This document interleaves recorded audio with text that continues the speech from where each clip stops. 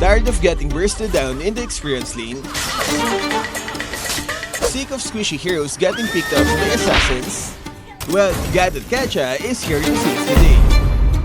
Hey guys, what's up? So this hero is seeing a massive surge in popularity right now. He's the number 2 most picked hero across all ranks and also number 1 in Mythic. Even in the higher tiers of Mythical Honor, he's still a frequent pick at number 4. And on Mythical Glory, he's sitting at number 15. If we check his win rate, we can see that he is consistently strong too. Now let's break down why he's popular, as well as the build that makes him a nightmare to deal with. First off, Gatotkaca's kit is super easy to pick up. His skills are intuitive, making him a great choice for both new and experienced players. No combos to memorize and fancy tricks to master. Secondly, the new Thunderbelt item is a perfect match for Gatotkaca's passive. It provides additional true damage and a slow effect, and it can be activated during his enhanced basic attacks. And remember that true damage of Thunderbelt scales with defense stats. As you all know, Gatotkaca's passive can increase his defense based on his missing HP. So the lower his HP is, the higher the damage of Thunderbelt is. Finally, the current meta is all about assassins and picking off squishy targets. And because of that, tanky fighters like Ruby and Trisla became a hot pick as a way to counter the enemy's burst damage. Gatotkaca can provide the much needed tankiness in the experience lane and also set a place for his teammates with his ultimate. Now let's talk about his build. Gatotkaca's build should prioritize high HP to maximize his passive.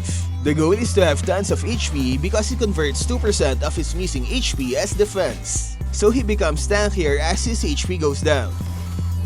The core item is Thunderbelt, which as mentioned earlier is a perfect match for his passive.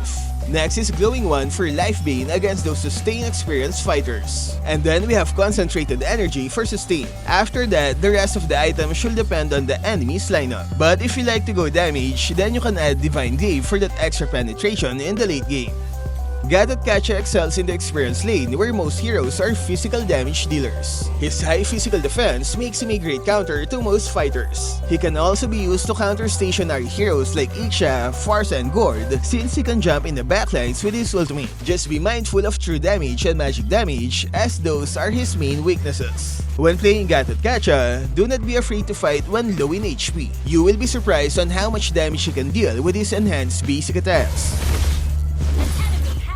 His ultimate is pretty easy to avoid because of its delay and large mark on the ground. Using it as an initiation tool is a bad move, so always wait until the enemies are engaged before casting the ultimate. Let your teammates take the front and then jump in the middle of a fight. Never start with the ultimate. One way to use his ultimate is by doing this combo. Start with his second and then ultimate immediately. His ultimate can be used to bait the enemy's Flicker spell. Remember, this skill has a shorter cooldown compared to Flicker. Avoid heroes that deal true damage. Examples are Carry, Alpha, and X-Board. Your high defense will mean nothing to their true damage. So there you have it, folks. Gatotkaca, the fighter you need to climb up those ramps. He's easy to pick up, insanely durable, and a perfect fit for the current meta. Now it's your turn. Is Gatotkaca a pushover or a real challenge to face? Share it in the comment section. That's all for this video. Stay safe and thank you for watching.